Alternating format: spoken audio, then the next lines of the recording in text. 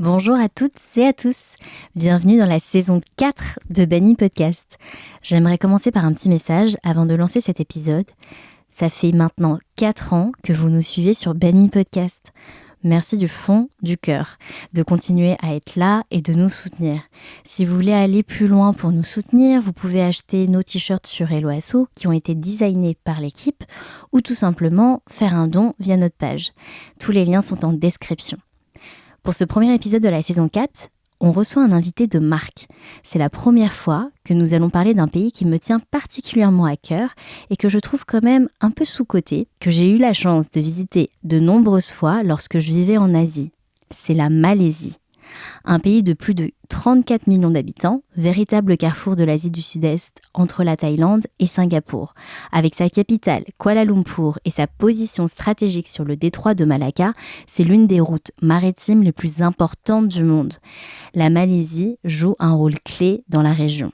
C'est aussi une terre de diversité où cohabitent cultures malaises, chinoises, indiennes et indigènes. Et pour parler de ce pays fascinant, on a eu l'honneur et le privilège d'échanger avec l'ambassadeur de Malaisie en France, son Excellence Eldeen Husaini Mohammad Hashim. Nous avons échangé en anglais et je vous laisse sans plus attendre avec ce nouvel épisode. Bonne écoute à toutes et à tous. Banh Mi, c'est le podcast qui explore le mélange des cultures occidentales et asiatiques. Banh Mi Podcast se déguste sur le pouce, entre amis ou en famille, à toute heure de la journée pour partager un bon moment et échanger sur des parcours de vie inspirants liés à l'Asie. Banh Mi est un podcast créé et réalisé par Linda Nguyen et je vous retrouve un dimanche sur 2 pour un nouvel épisode. Pose-toi avec moi et écoute ce que je t'ai préparé. Hi everyone and welcome to this new episode of Banh Mi Season 4. For this new episode, we have the honor to be in the presence of His Excellency Dato Eldeen Husaini Mohammad Hashim, Ambassador of Malaysia to France, Portugal, Monaco and Andorra. And Malaysia is currently the chair of ASEAN. This episode takes place right in the Embassy of Malaysia in Paris. So thank you to the ambassador and the whole team to welcoming us today. With more than 27 years of expertise in diplomacy and foreign policy, his field of expertise is impressive, very broad and international. In fact, Eldeen Husaini Mohammad Hashim worked all over the world in Malaysia, Cambodia, India, Australia, Japan, and now in France. He even speaks English, Bahasa Malaysia, and Japanese. Your Excellency, could you tell us about your personal journey and what led you to become an ambassador? First and foremost, thank you for having this event right here in the embassy. It's always a pleasure to receive fellow colleagues and friends to share our views in any way that we can. How I started my journey as ambassador was planned, but I started my career as a lawyer. I studied law and practiced for about a year and decided that's it for me. And I wanted to join the military, but unfortunately was been banned by my parents because when I wanted to join the military at that time, it was the time when Malaysia sent the troop to Bosnia under the United Nations. So because of that, my parents said, no, you cannot join the military. Then, of course, I find my passion in negotiating, in debating, and what else can I do? So I fell in love with diplomacy.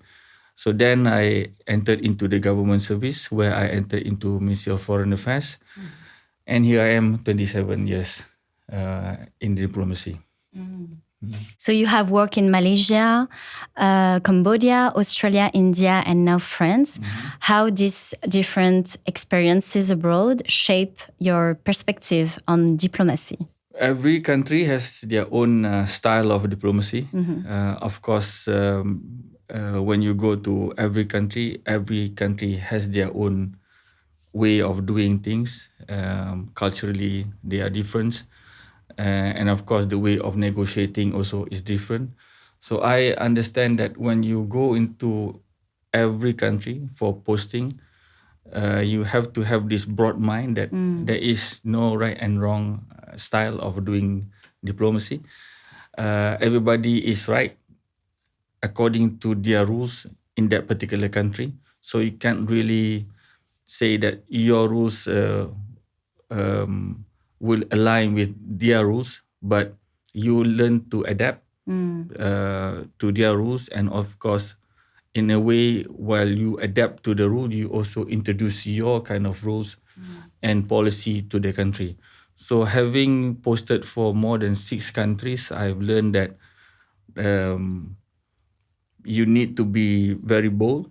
You need to speak out your mind, and you need to really sell. If you are an ambassador or a diplomat who only stays in the office, then you won't really experience much on that particular country, and as well you can't really sell Malaysia to that particular country. So what I learned from 6 posting is that you need to be very brave in speaking, public speaking. You need to be very bold in meeting the ministers and the leaders.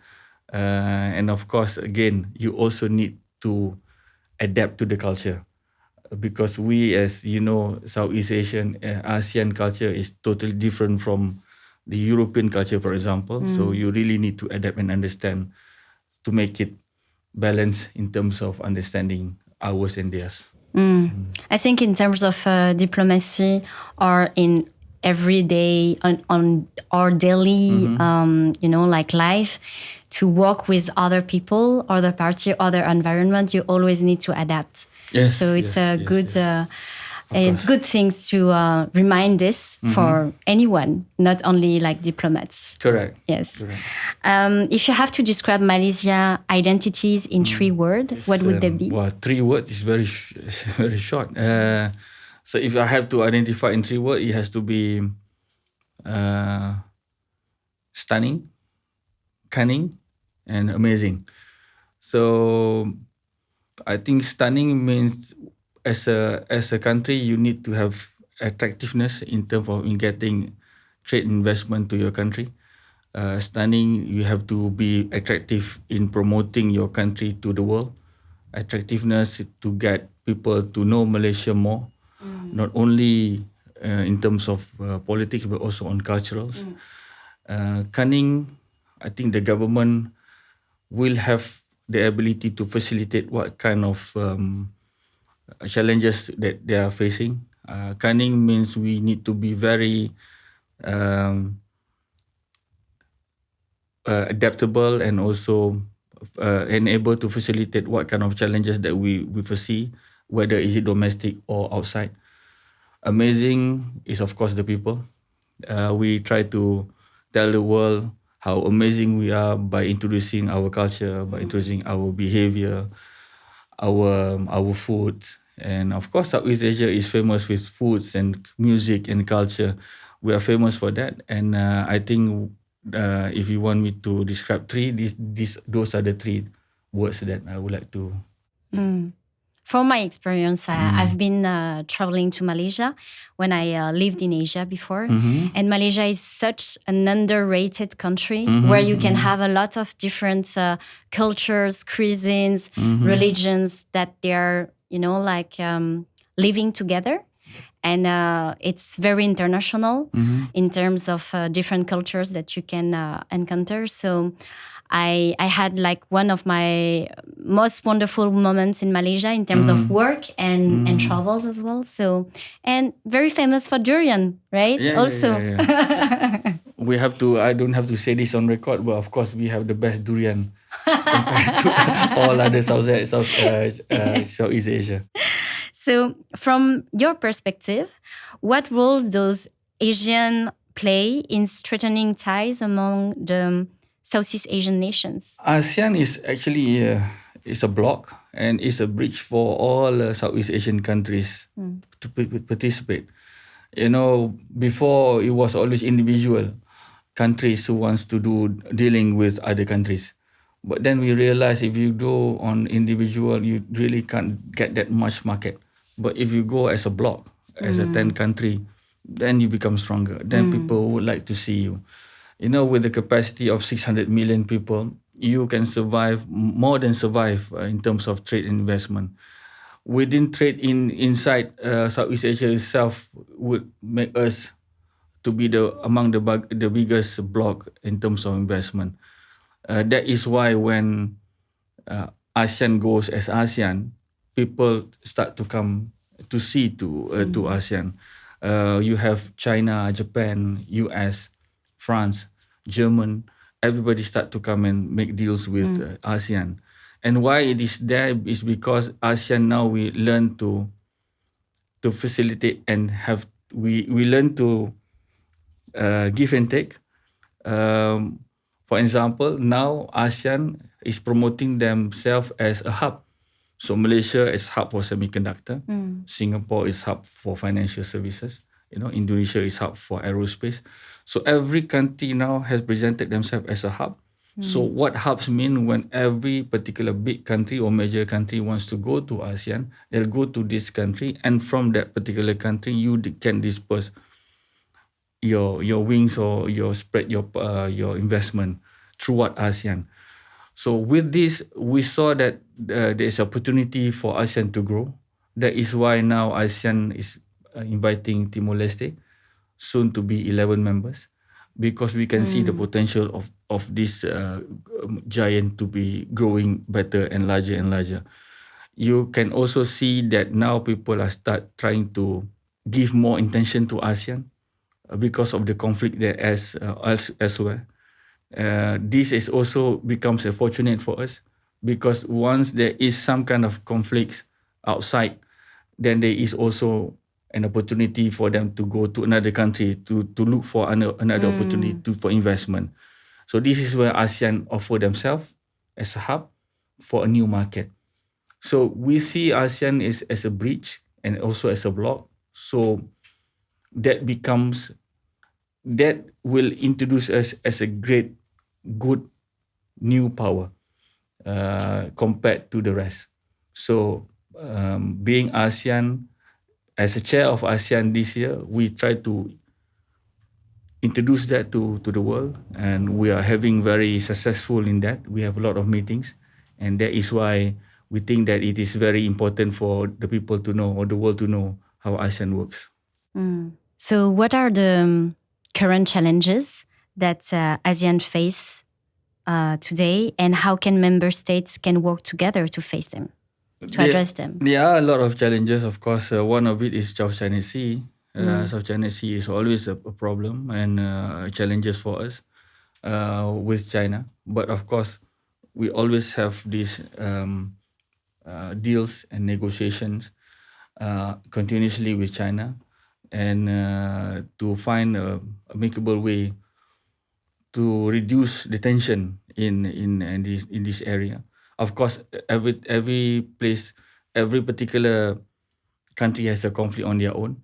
We also have the issue in Myanmar. Myanmar has now been, has always been a part of the family, and we do not wish to exclude them. And that's why the continuous meeting and mitigation between the ASEAN and Myanmar to find a solution to have a better understanding and to get the Myanmar back on track.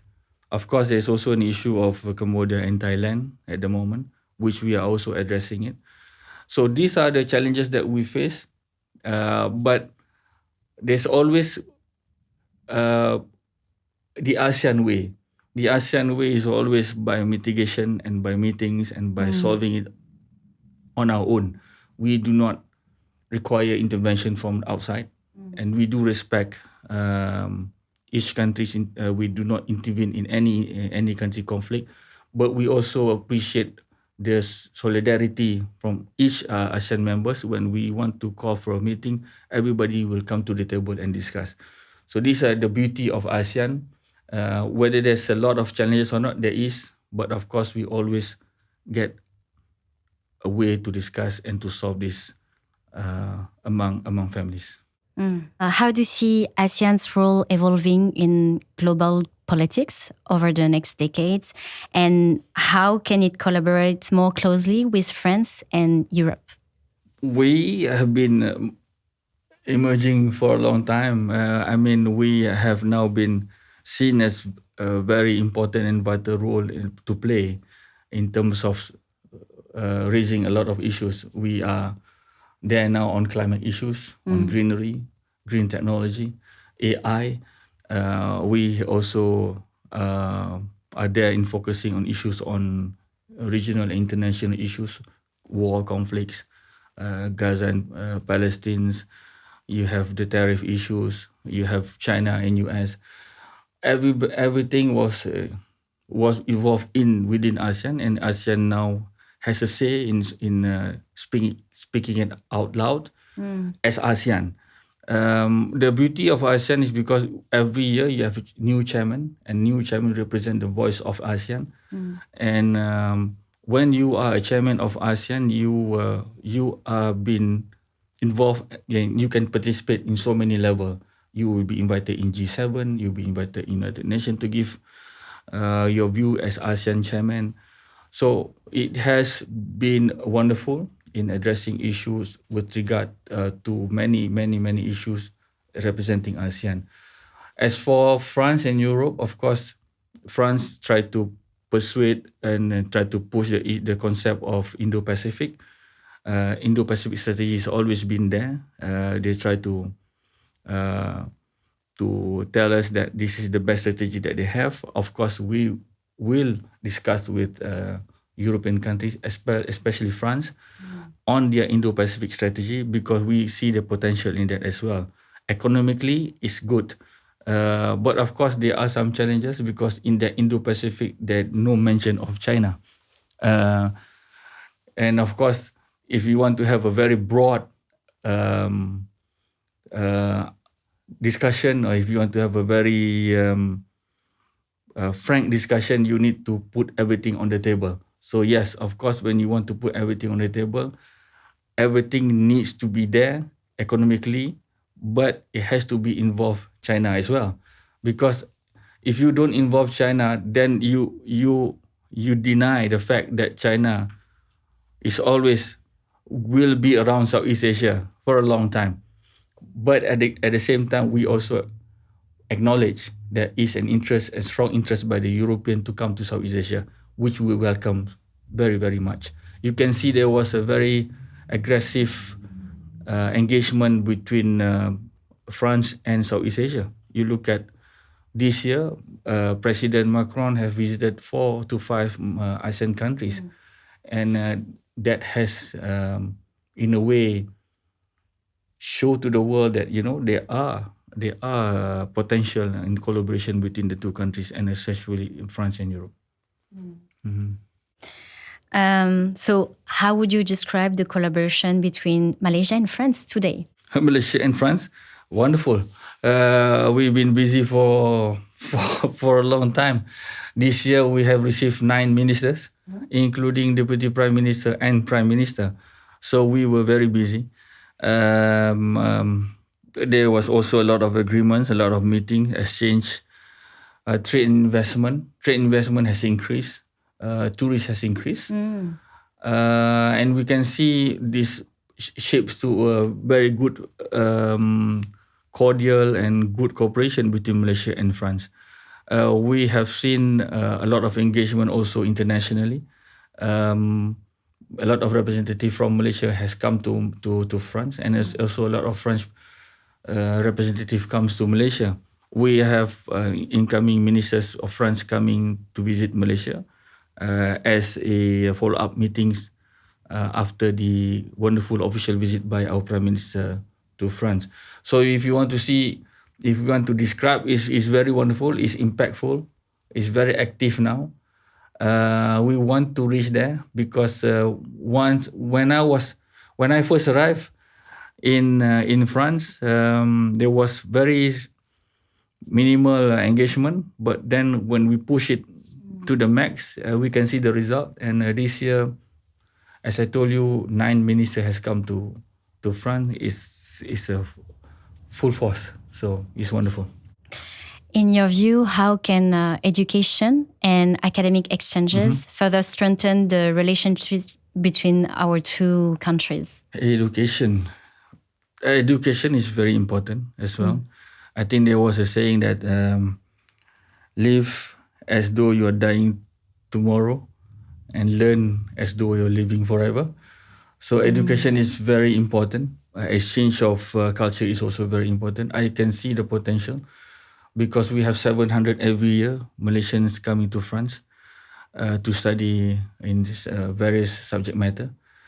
And with that, of course, not only they can gain experience and degree, they also gains culturals and the way of living and the way of working in France for them to emulate and then share with other Malaysian back in Kuala Lumpur and in Malaysia. Same to the French people. We can see a lot of interest now of French students who wants to learn about Southeast Asia. We can see also a lot of students have interest in learning the bahasa, bahasa Malaysia and bahasa Indonesia. So yeah, there is a momentum to that encourage people to study more and learn more about these two countries. But yes, we do need to encourage the younger generation to learn, to study, to explore, and not to have any limits in terms of doing any research on their life. Study is always important, whatever subject matter you want to choose, but please continue study. We really emphasize on that. Malaysia is often described as a multiracial and multi-ethnic kaleidoscope of cultures. So how does this diversity in cultures and gastronomy takes your country's identity and diplomacy? Because we have so many different ethnics, so many races, so many multiracial community in Malaysia, before they consider us as a time bomb because of the potential conflict that can happen. But because of the continuous education and the leadership by our founding fathers, we managed to eliminate that branding, and now we are considered as the melting pot, as you say, multicultural and whatnot. So melting pot means everybody will be there. And how we diversify is by respect and tolerance. I think tolerance is always the strong version of us in addressing any issues. Tolerance in addressing cultural, tolerance in addressing matters which are very sensitive. These are embedded in even at the earlier age for us to understand and respect each other in terms of trying to live in harmony. You know, how we pursue to promote Malaysia as a multiracial is by showing you how we behave. The action speaks louder than word. So how we do it is by doing it internationally, and by introducing through various means. You have food diplomacy to introduce multicultural. You have music. You have movies. You have fashion shows. You have textile, and everything that you see about Malaysia is multicultural.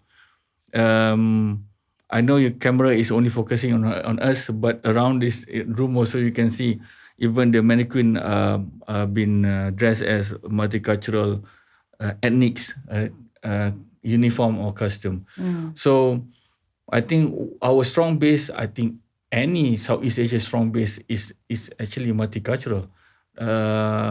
We are rich with multicultural. We are rich with food. We are rich with language. We are rich with dance and tradition, and that is something that I think the ASEAN as well have blended.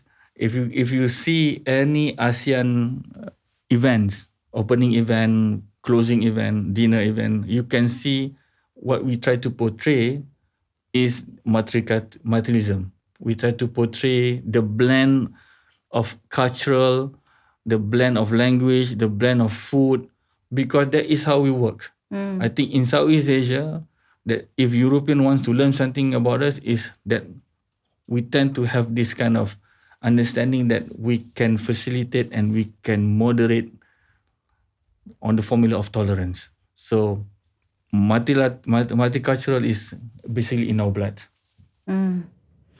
But more broadly, how does culture contribute in Malaysia to people connections?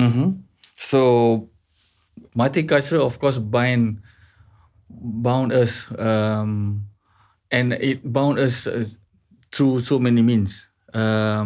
Intermarriage is also one of the how we intercultural. I think by understanding the way that we live is also one of the way. And of course, I think the introduction of multicultural is also through movies. I remember that there was a movie where the actor are from so many neighboring countries. There's Malaysian actor, Indonesian actor, Cambodian actor in one movies. Wow. I think if you want to have a kind of introduction, you should do that. To have a movie or a podcast, we have multicultural people to act in one movie or one stage. There's a lot of things that we can talk about multicultural, but yeah, there's the thing is it has to go through a lot of engagement, introduction, and explain to the people, especially to the world, how we live. Harmony, yeah. So we're talking now about future and innovation. What opportunities do you see for young people across ASEAN to work together? If you want to discuss about today, it would be AI. It will be innovation. The younger generation, I mean, without being have to explain, the younger generation are being more broader than the older generation.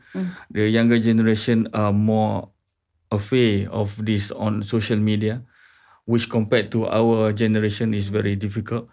But if they want to explore, the new thing that they need to explore as young ASEAN would be on AI, aerospace, and of course, cyber financial.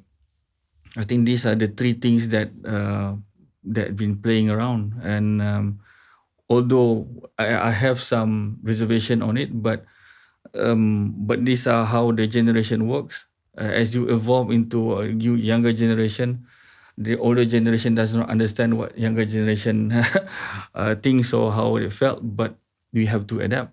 The younger generation don't really care about in terms of getting a stable work. They are more daring. They are more towards doing social media compared to having an actual job. But then again, the one who are doing social media makes more money than the people who are doing actual job. So now you can see people, the younger generation are doing this kind of thing. The podcast, the TikToking,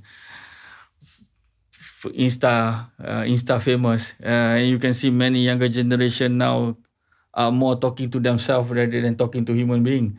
But I have my reservation, but that's how it is. The younger generation likes to do that, but it works. It works.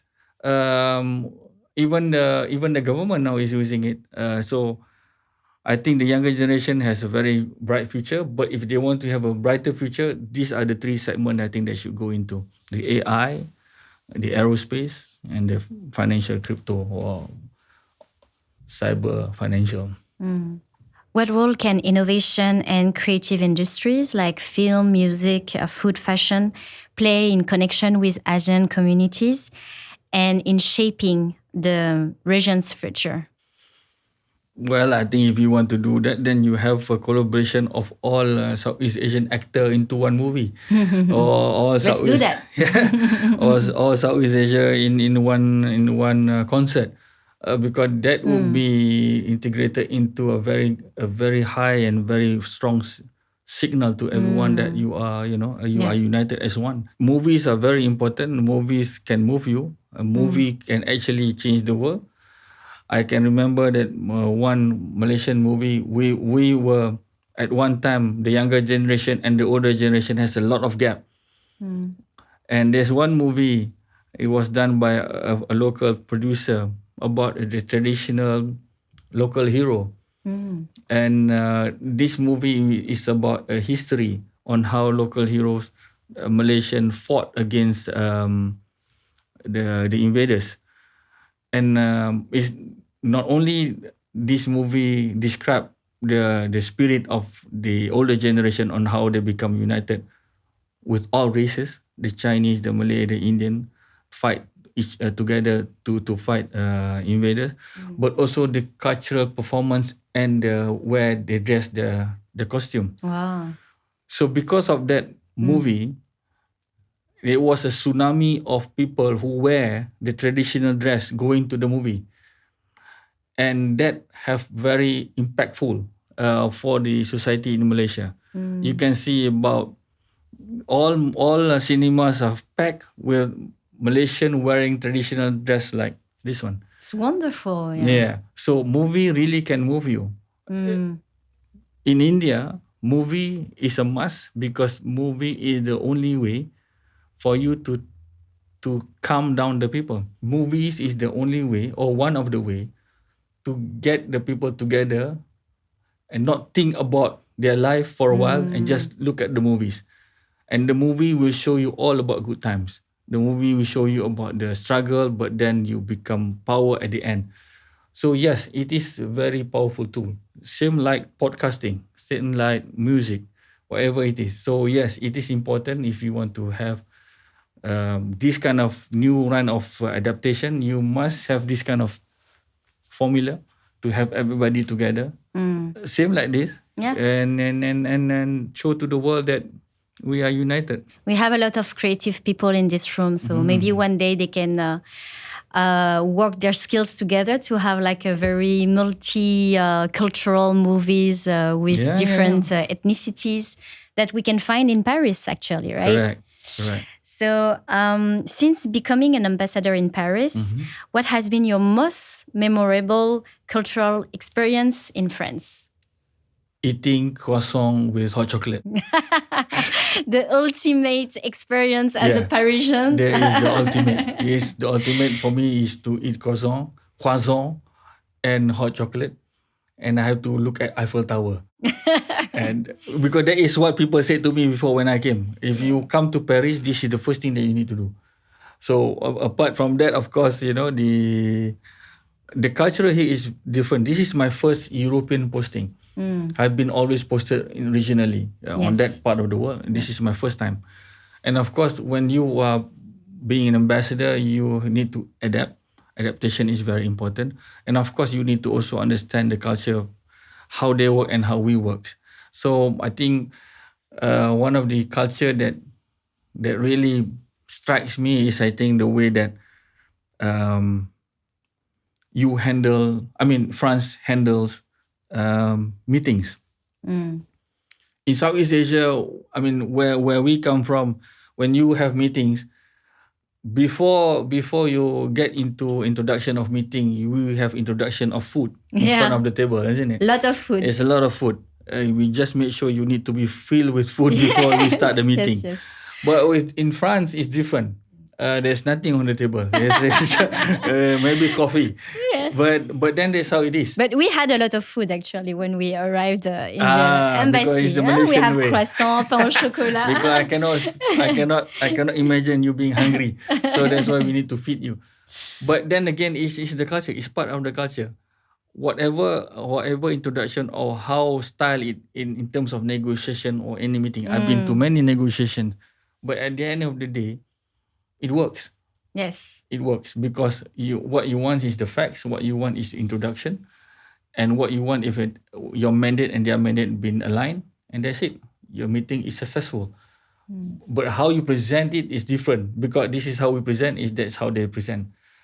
When I first came with this dress, they were shocked. They said, "Wow, we were very colorful."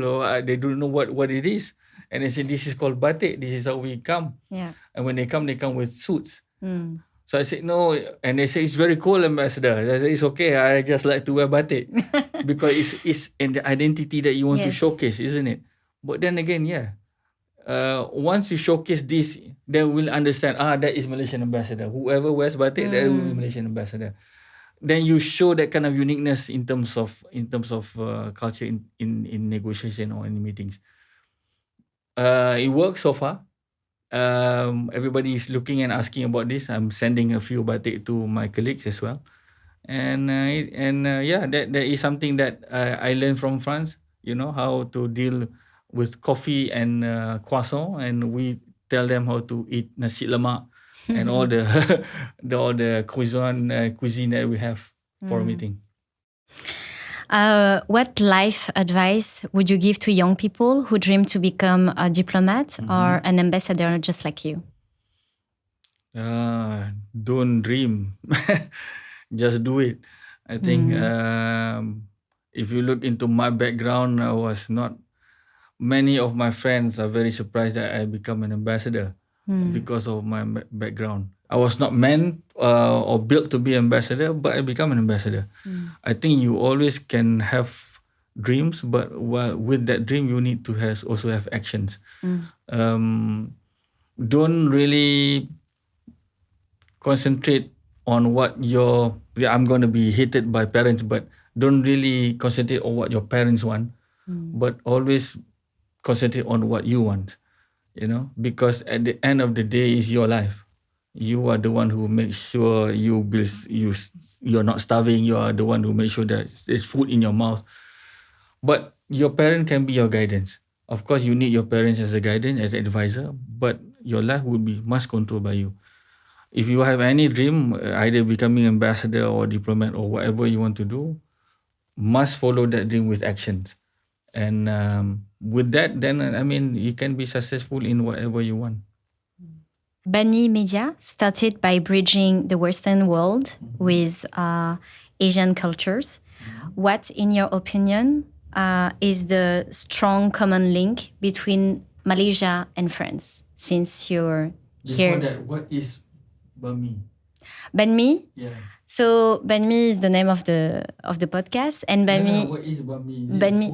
Banh Mi is a sandwich. It's made by the French baguette, brought by the French colonization to the Indochina. And the Vietnamese people at that time, they put their Asian Vietnamese ingredients in. So it's a very symbolic for me because it has been like the sandwich that I carry everywhere when traveling, like with my parents. And it's also a very strong, powerful symbol because it's a mix of the Western world and the Asian, like savories and So it's a mix of culture. And this is the reason why I call it as Banh Mi Media.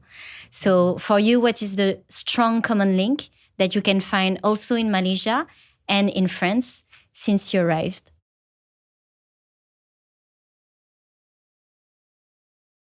Banh Mi is a very good example of the cultural heritage.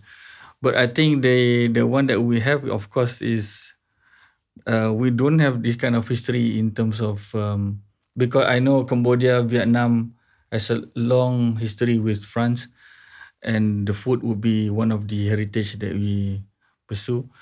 But I think with Malaysia is more towards the culture, the people, where we wanted to have that bridge by introducing our culture to France and France to Malaysia. We try to promote very hard in terms of what I told you, batik, and of course through textile and food diplomacy. Food diplomacy means we have this nasi lemak, which are very famous in Malaysia, and we try to introduce this to the French people. I think French are well aware of what there is in Malaysia. Is the need for us to give them the actual taste of Malaysian food rather than giving them just an example of the food.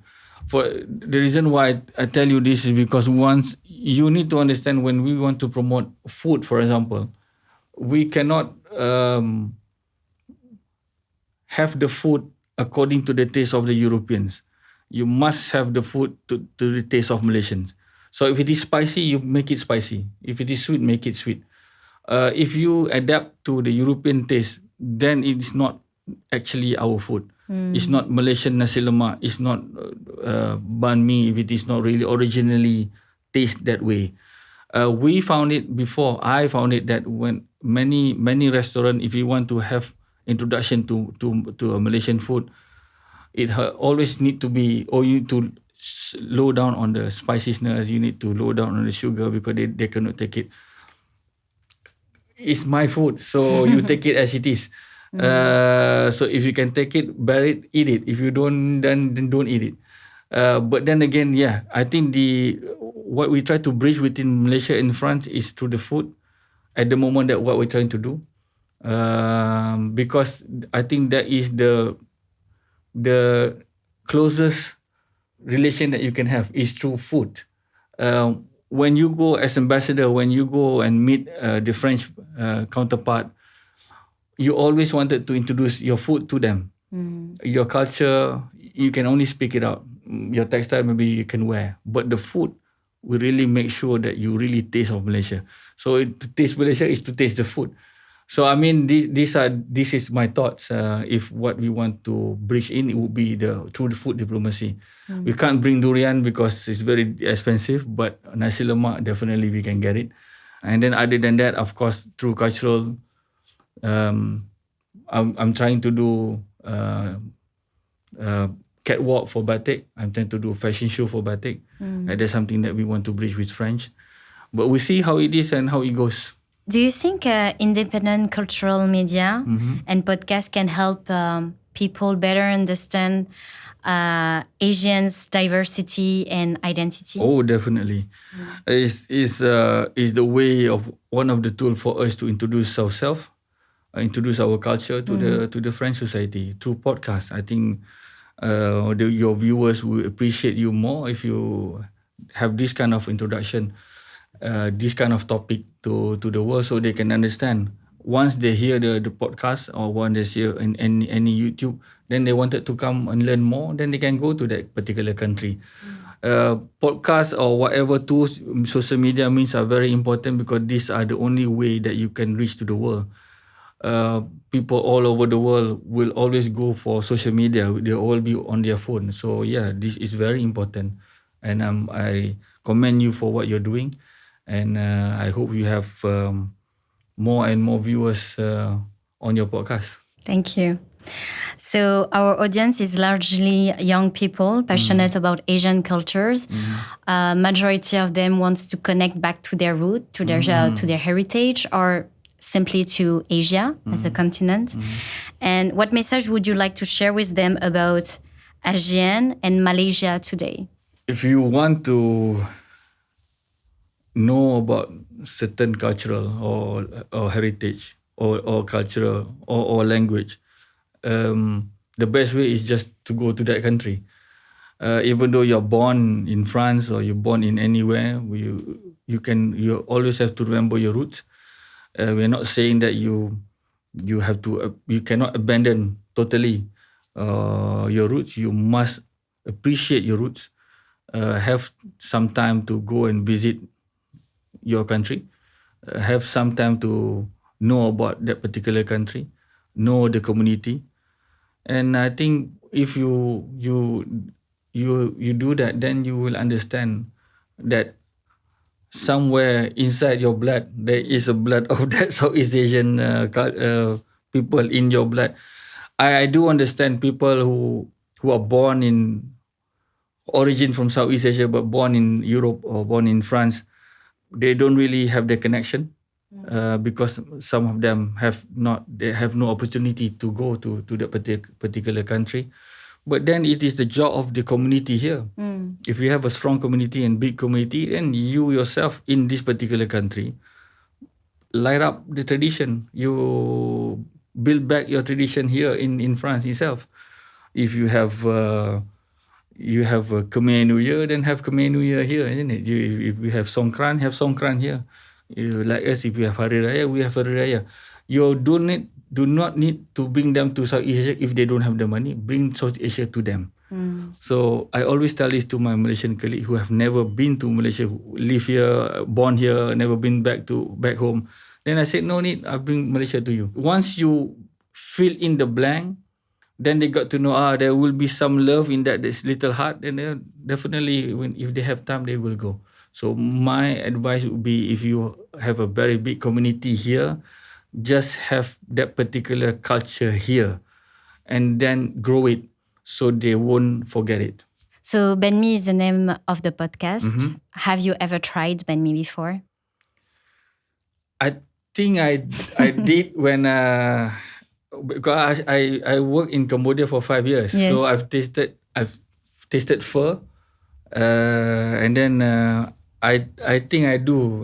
But I can't remember the name because it's different in Cambodia. Yes. But yeah, I've tasted it. So Banh Mi now you can find it like it become more and more popular, at least in Paris.